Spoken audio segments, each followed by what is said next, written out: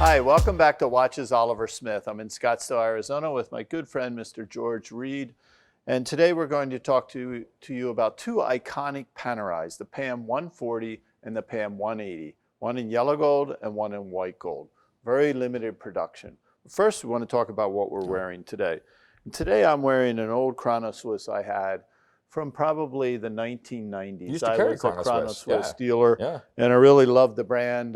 Couldn't really make a living out of it, so don't carry it anymore. I mean, what happened? They had a hard time. They never really got the proper foothold in the U.S. They're still made, though. They are still made, Yeah. but Gerd Lang's not with them anymore, and it was this weird German-Swiss collaboration. But, I mean, just what they were able to do with an ETA-based 7750 movement is spectacular. It's really neat. I like the stuff. way it has a sporty feel to it. Yep. But it's definitely dressy too. It's really cool chronographs. Really clean look. It has that German vibe, that on easy the to plus read, side, kind of busy but easy to read. You can pick them up relatively inexpensively. They're good buy. And it's a good buy if you just like watches. I mean, there's a lot of watches for the money if you can find them. Yeah, they're hard to find. What do you have on today? I also have a chronograph on, a little different. This is Lange Sohne's Datograph, which I actually have the rose gold Datograph here right now, pre-owned. Which is going to be a rare beast. It's going to become incredibly hard to find new.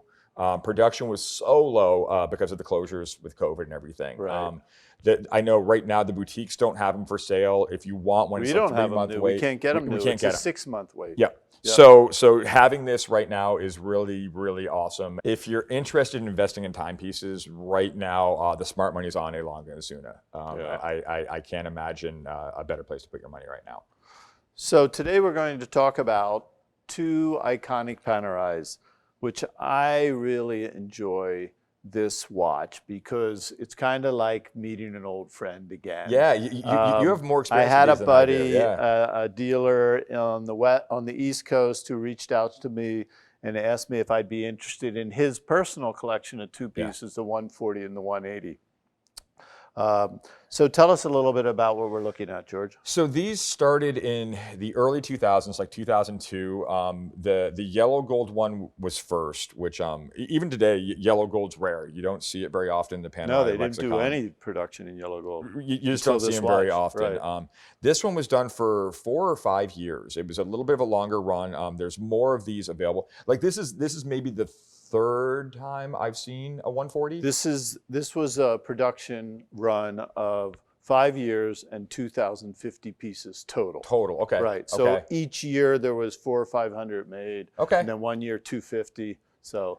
And then towards the end of this run, they did the white gold one. Yeah, in 2005 and 2006. 5 and 6. Okay. They did the much smaller run. Right. I want to say this one was 350. 350. Okay. Yeah, okay. 350. That is what I heard correctly. And towards the end of the run in 2005, they went to a Slytech bridge, which is a little bit thinner on the bridge. A little bit of a variant there. Yep. Right. Yep. And this one is that one. This one actually has that it's an rare H series, year. right? Perfect. Right. Because this is actually the first time I've ever seen one in white gold. What makes these so unique, right?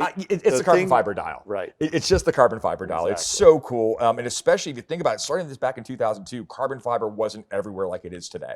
Yeah. I mean, they have the whole Carbotech line now. I mean, there's a lot of carbon fiber, but this is the old school flat weave with it almost moves behind the dial. It is so cool. Everything's applied to the dial. It's just taking a really familiar case shape and jazzing it up, doing something I haven't seen him do before. And all super luminova on the dials. Correct. Too. From that standpoint, these both came with deployant buckles, and they came with a very large box, which was huge. Like if you could equate it to a shoe box, it would be a boot box, where a normal Panerai box is more like a shoe box. Because these do not have their box and papers. Correct. And we did buy these this week, and we'd love to encourage you always to save your box and papers. Please save your box and papers. It affects the value. Yeah, it just makes it more important. Yeah, in this case, both of these were at, I think, 16.5. Were these to have their box and papers, depending on condition, it'd be 18.5 to 20,000. Yeah. It affects it that much. But we buy them without box and papers, and then we price them accordingly. So it's their loss is your gain. Sure. Great. Thanks very much, George. Appreciate all your insight into these great timepieces. If anyone's interested in this, please reach out to us at Oliver Smith Jewelers in Scottsdale, Arizona. And if you're in Aspen, stop by our boutique. Thanks for listening. Stay safe, everyone. Thanks, folks.